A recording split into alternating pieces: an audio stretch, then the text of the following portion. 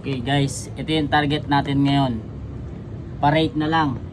3 linggo ko itong pinagpraktisan. Ayan. May laban kasi ako sa susunod na Sabado ng target shooting. Itong pre-practice ko na to, sure na sure akong hindi na ako sasablay.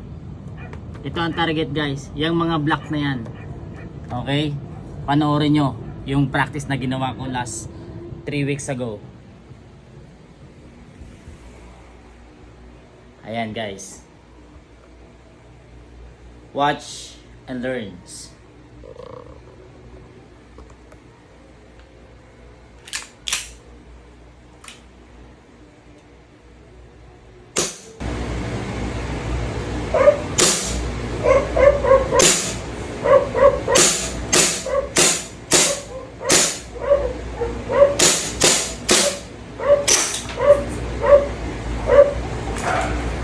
Tingnan natin.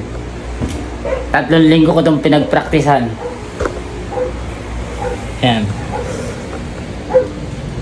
3 linggo ko itong pinagpraktisan guys. Para lang ipakita sa inyo kung gaano ako kagaling sa target shooting at kung gaano ako ka-ready sa susunod na Sabado.